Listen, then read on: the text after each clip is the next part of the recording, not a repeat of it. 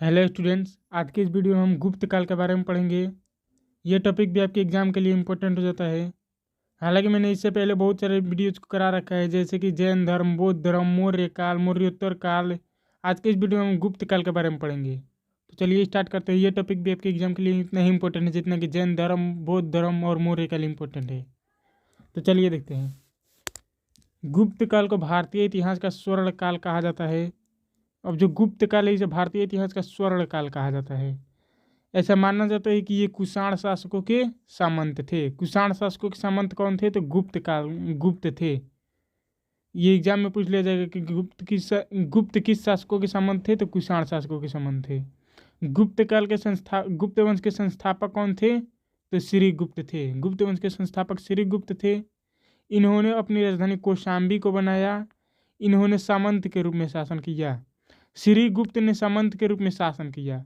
और इस वंश का जो अगला शासक है घटोत्कच, इन्होंने भी सामंत के रूप में शासन किया। इन दोनों शासकों ने सामंत के रूप में शासन किए, यानी कि ये एक अच्छे शासक नहीं बन पाए, बस ये सामंत के रूप में शासन किए और चले गए। घटोत्कच के बाद अब जो ये आया चंद्रगुप्त प्रथम। चंद्रगुप्त प्रथम आया। ये माना जाता है कि गुप्त काल का वास्तविक संस्थापक है। तो आपसे पूछ लिया जाएगा गुप्त काल का संस्थापक कौन है? तो आपको बोलना है कि श्रीगुप्त। गुप्त वंश का संस्थापक श्रीगुप्त है। लेकिन वहीं पे यदि पूछ ले कि गुप्त वंश का वास्तविक संस्थापक कौन है, तो चंद्रगुप्त प्रथम है।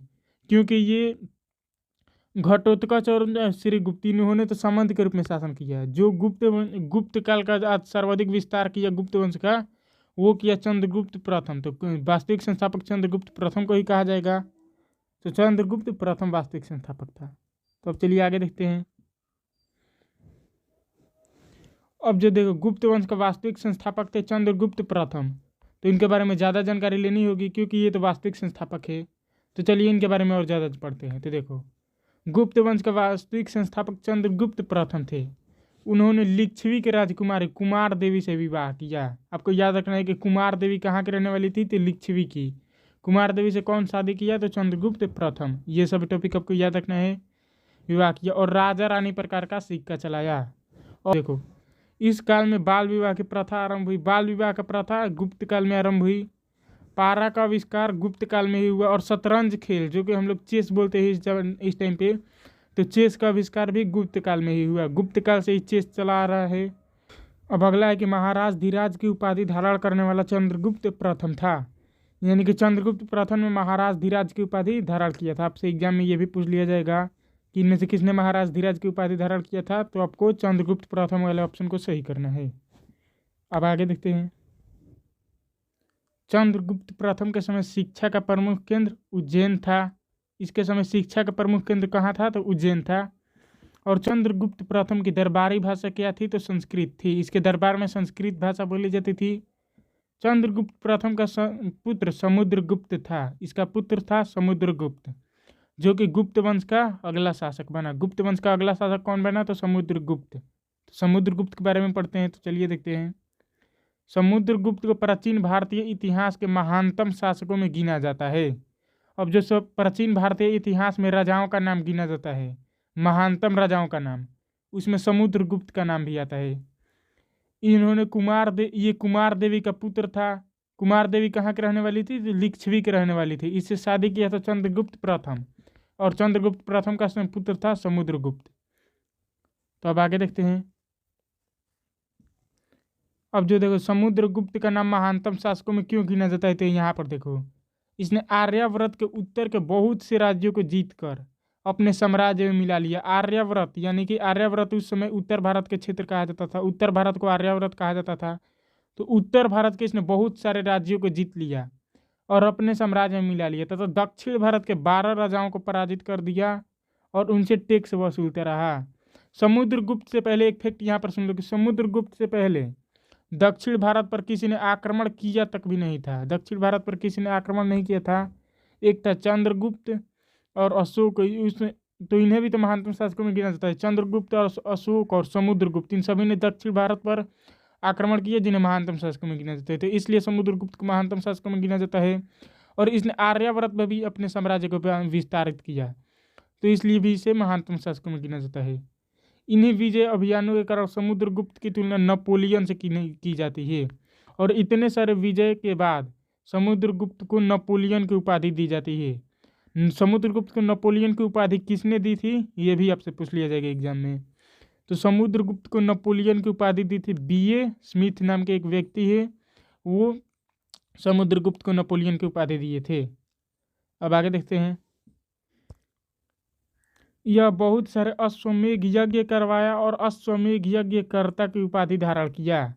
अब जो समुद्रगुप्त है इसने बहुत सारे अश्वमेध यज्ञ करवाए। प्राचीन काल में आपको बता दें कि किसी को एक अश्वमेध यज्ञ कराने में पूरा साम्राज्य रिस्क पे अपने दाव पे लेना पड़ता था, और समुद्रगुप्त ने बहुत सारे अश्वमेध यज्ञ करा लिया। सोचिए ये कितना प्रतापी शासक हुआ समुद्रगुप्त।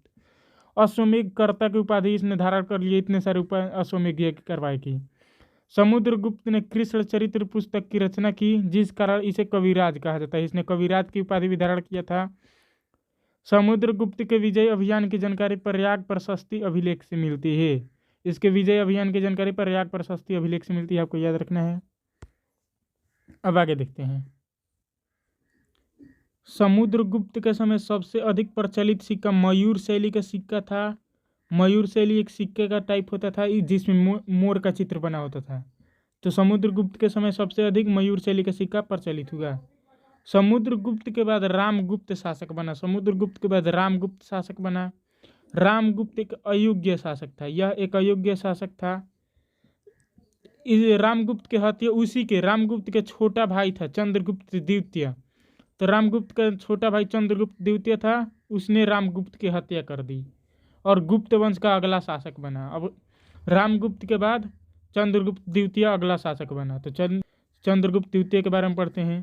पहले देखो, अब रामगुप्त की हत्या चंद्रगुप्त द्वितीय ने की थी। इसकी जानकारी कहाँ से मिलती है, तो इसकी जानकारी मिलती है विशाखा दत्त की पुस्तक देवी चंद्रगुप्तम से। देवी चंद्रगुप्तम से विशाखा दत्त की एक पुस्तक है देवी चंद्रगुप्तम, इससे जानकारी मिलती है कि चंद्रगुप्त द्वितीय ने रामगुप्त की हत्या की थी। तो अब आगे पढ़ते हैं। रामगुप्त के बाद चंद्रगुप्त द्वितीय गुप्त वंश का अगला शासक बना। इसने शकों का अंत करके विक्रमादित्य की उपाधि धारण कर दी। विक्रमादित्य की उपाधि धारण की। अब शक कौन थे, ये मैंने पहले वाले वीडियो में ही करा रखा था कि शक एक विदेशी आक्रमणकारी थे जो कि भारत में आकर पहले से बसे थे। गुप्त काल के पहले से ये शक भारत पर आकर बसे थे। तो इसने शकों का अंत कर दिया। कौन, तो चंद्रगुप्त द्वितीय, और विक्रमादित्य की उपाधि धारण की। शकों का अंत करके विक्रमादित्य की उपाधि धारण की। इतिहास में कुल 14 शासकों ने विक्रमादित्य की उपाधि धारण किया था। इतिहास में ये तो आपको एक मिल गया चंद्रगुप्त द्वितीय। अभी 14 शासक ऐसे मिलेंगे जिन्होंने विक्रमादित्य की उपाधि धारण किया था। तो इतिहास में 14 शासकों ने विक्रमादित्य की उपाधि धारण किया था, जिसमें से पहला था चंद्रगुप्त द्वितीय। विक्रमादित्य का अर्थ होता है सूरवीर। तो चंद्रगुप्त द्वितीय ने विक्रमादित्य की उपाधि धारण की थी। चंद्रगुप्त द्वितीय न्याय के लिए प्रसिद्ध था। इसके न्याय का सिंहासन पत्थर का बना था। ये न्याय के लिए प्रसिद्ध था चंद्रगुप्त द्वितीय, और इसके सिंहासन पत्थर का बना था, न्याय का सिंहासन। इसका क्या मतलब है, तो देखो चंद्रगुप्त प्रथम का तो एक ओरिजिनल सिंहासन था ही जिस पर वो शासन करता था, लेकिन जब ये न्याय करता था चंद्रगुप्त द्वितीय, न्याय करने के लिए जब ये सिंहासन पर बैठता था तो वो अपने ओरिजिनल सिंहासन से हट के उसके सिंहासन के बगल में एक पत्थर का सिंहासन हुआ करता था, जो इस पर वो बैठकर न्याय करता था। तो वो पत्थर के सिंहासन पर चला जाता था और न्याय करता था। इसके समय सर्वाधिक विस्तार हिंदू धर्म का हुआ। चंद्रगुप्त द्वितीय के समय किस धर्म का विस्तार हुआ, तो हिंदू धर्म का विस्तार हुआ, आपको याद रखना है। अब आगे देखते हैं। इसके दरबार में संस्कृत के 9 विद्वान रहते थे। चंद्रगुप्त द्वितीय के दरबार में 9 विद्वान रहते थे, जिन्हें 9 रत्न कहा जाता था। 9 रत्न कहा जाता था चंद्रगुप्त द्वितीय के दरबार में। अब देखो, अकबर के दरबार में भी 9 रत्न रहते थे और चंद्रगुप्त द्वितीय के दरबार में भी 9 रत्न रहते थे। तो आपको यहाँ पे कंफ्यूज नहीं होना है। मध्यकाल में एक अकबर शासक मिलेगा जिसके दरबार में 9 रत्न रहते थे, और चंद्रगुप्त द्वितीय के दरबार में भी 9 रत्न रहते थे। तो यहाँ पे आपको कंफ्यूज नहीं होना है। 9 रत्न में प्रसिद्ध 9 रत्न, चंद्रगुप्त द्वितीय के 9 रत्नों में सबसे प्रसिद्ध जो 9 रत्न थे वो 4 थे। वो एक थे कालिदास जो संस्कृत के लेखक थे, अमरदास जो एक कवि थे, वराहमित्र जो खगोलविद थे, और धन्वंतरी जो आयुर्वेदचार्य थे। चंद्रगुप्त द्वितीय के दरबार में चीनी यात्री फाहियान भारत आया। चंद्रगुप्त द्वितीय के दरबार में कौन भारत आया, तो फाहियान भारत आया। इसने अपनी यात्रा विवरण फो क्यू की रचना की। फो क्यू की का रचना किसने किया, तो फाहियान ने किया। इसमें फो क्यू की से किसकी जानकारी मिलती है? तो चंद्रगुप्त द्वितीय के बारे में जानकारी मिलती है। तो आपको ये सब टॉपिक याद रखना है। अब आगे चलते हैं। चंद्रगुप्त द्वितीय के बाद अगला शासक कुमारगुप्त बना। चंद्रगुप्त द्वितीय के बाद अगला शासक कौन बना? तो कुमारगुप्त बना।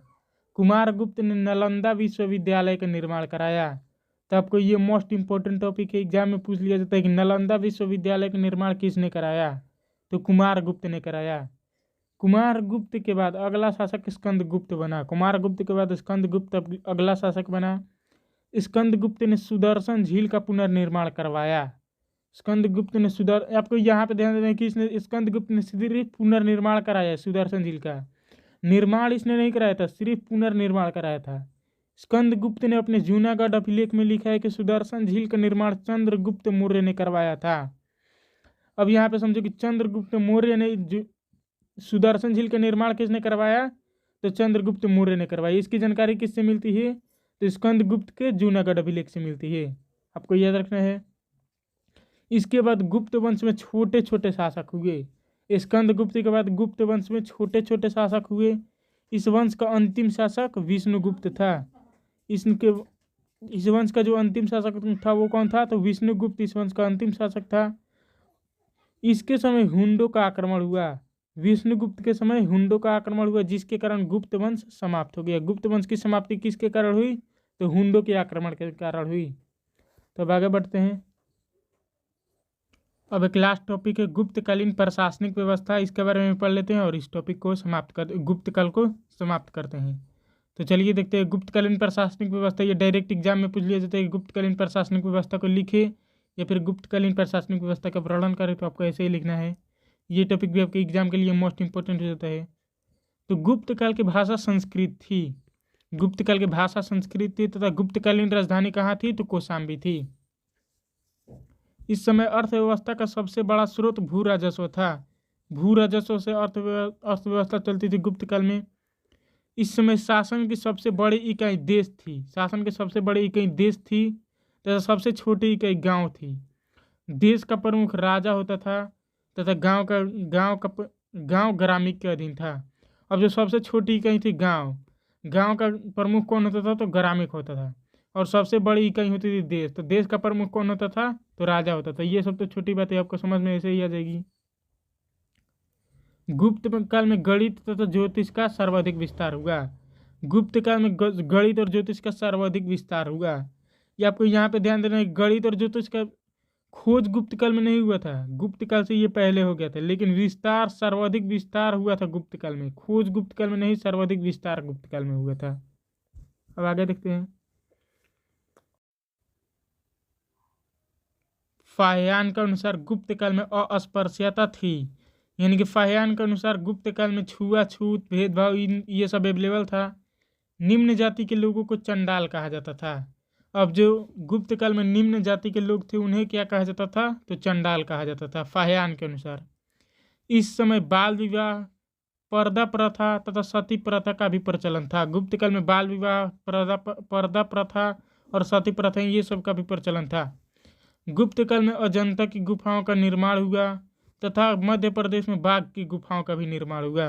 अजंता की गुफाएं और बाघ की गुफाएं का निर्माण किस काल में हुआ? तो गुप्त काल में ही हुआ। अब ये था आज का हमारा टॉपिक। मिलते हैं नेक्स्ट वीडियो में, तब तक के लिए धन्यवाद।